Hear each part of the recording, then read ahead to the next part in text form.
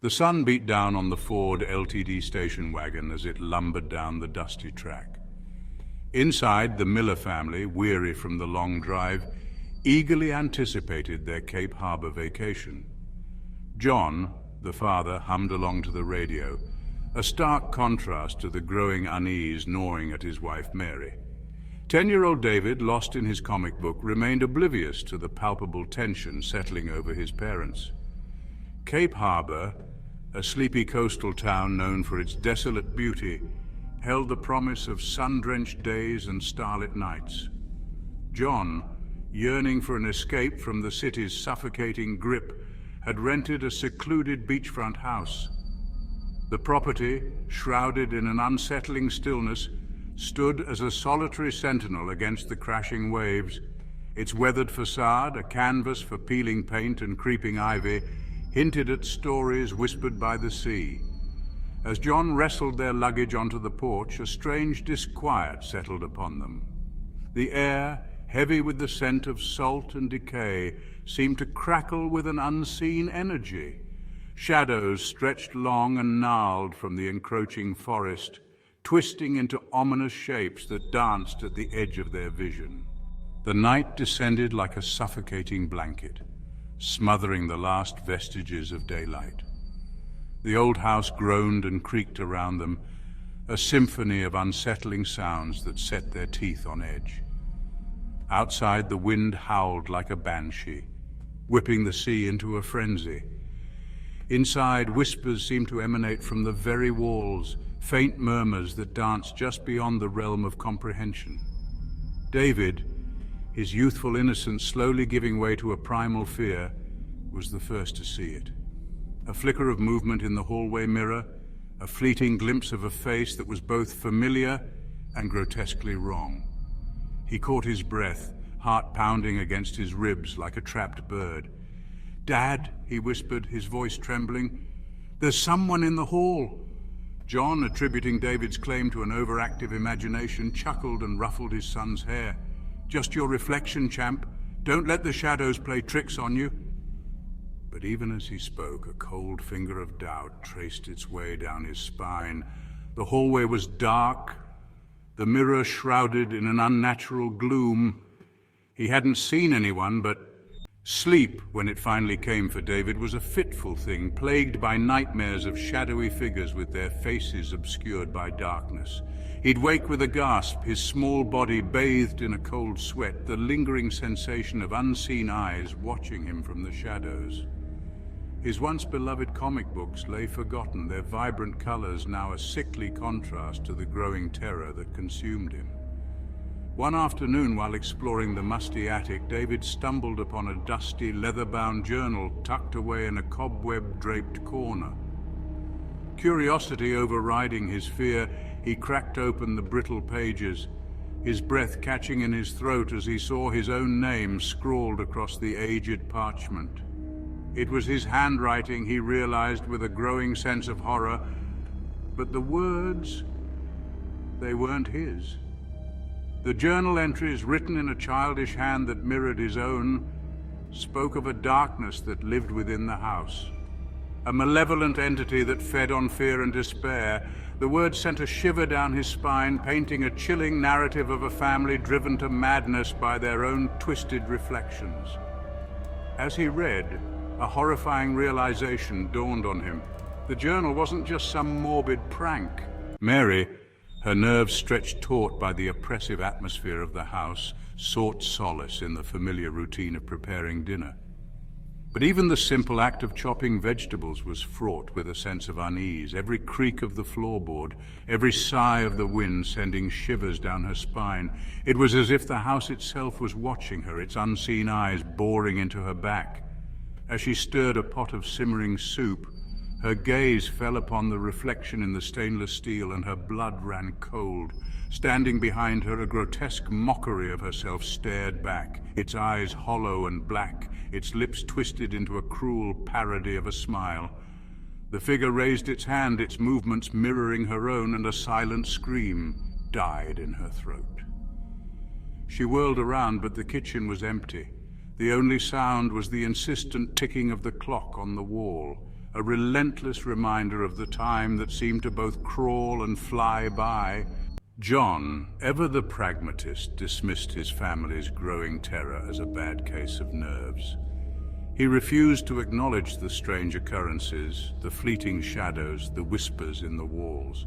It was just an old house, he reasoned, full of drafts and creaks and the echoes of its own history.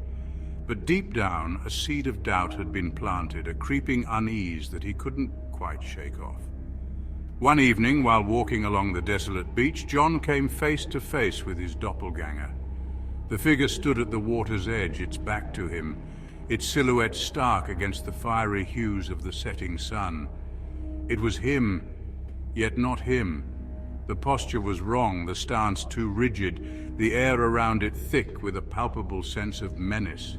Fear, cold and sharp, shot through him. He tried to call out, but his voice died in his throat, a strangled gasp lost to the roar of the waves.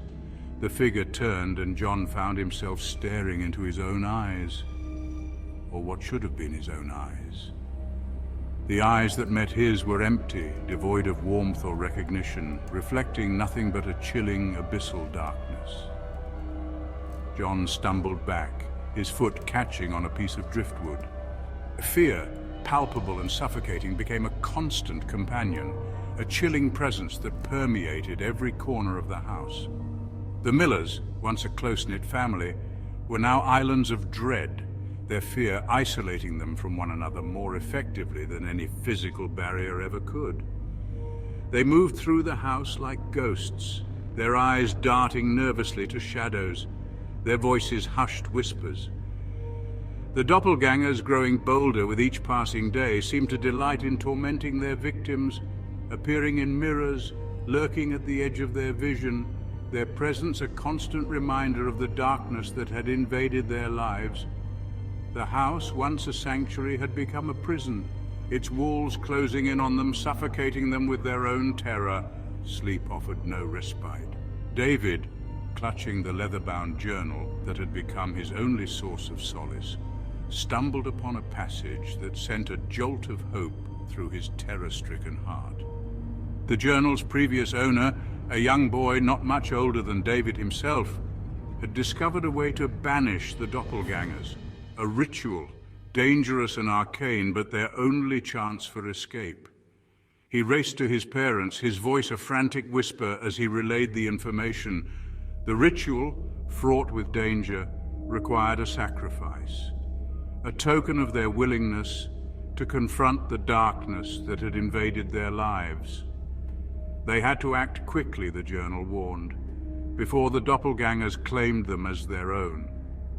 John, his skepticism momentarily forgotten in the face of his son's terror and the undeniable evidence of his own encounter, agreed they had to try. The ritual, performed in the dead of night, was a blur of whispered incantations, flickering candlelight, and the overwhelming stench of fear and desperation. John, his face pale and drawn, offered up his grandfather's pocket watch, a family heirloom passed down through generations. Mary, her eyes glistening with unshed tears, sacrificed her grandmother's silver locket, a symbol of love and protection. David, his small hands trembling, placed his most prized possession on the makeshift altar, a worn teddy bear, missing an eye and threadbare with love. As he did so, he felt a wave of sadness wash over him, a profound sense of loss that went beyond the mere sacrifice of a childhood toy. The house, sensing their defiance, seemed to come alive around them. The walls groaned and shuddered, the wind howled like a banshee outside, and the shadows danced with a renewed frenzy. The air crackled with energy, and a low hum, barely audible at first, grew steadily in intensity, vibrating through their bones. Then, as suddenly as it began, it stopped. They fled the house, their escape a desperate scramble through the darkness. They didn't speak, didn't dare to look back. Their every thought focused on putting as much distance between themselves and the house as possible. The sand, cold and damp beneath their bare feet, seemed to whisper warnings as they ran, the waves crashing against the shore, a relentless reminder of the terror they had left behind. They reached the highway just as the first rays of dawn pierced the darkness, a pale imitation of the life-giving sun they had come to crave. A passing trucker, his face etched with a lifetime of road-weary cynicism, took pity on their bedraggled appearance and offered them a ride. As they sped away from Cape Harbor, the town shrinking in the rearview mirror, they allowed themselves to breathe, to believe that they were finally safe. But the scars of their ordeal, both physical and psychological, ran deep, a constant reminder of the darkness they had encountered and the terrifying truth that some things cannot be unseen, unheard, unfelt. Back in the city, amidst the familiar cacophony of urban life, the Millers tried to piece together the shattered fragments of their lives. They returned to their routines, sought solace in the mundane, but the shadow of Cape Harbor loomed large, a constant reminder of the horrors they had witnessed. John, once a jovial and optimistic man, was withdrawn and haunted, his eyes reflecting a deep-seated fear that refused to be extinguished. Mary, her once unshakable faith in the rational world shattered, found herself plagued by anxieties, her every thought tainted by the memory of her encounter with her doppelganger. David, the most vulnerable of them all, retreated into a world of silence, his once bright eyes clouded with a wisdom far beyond his years.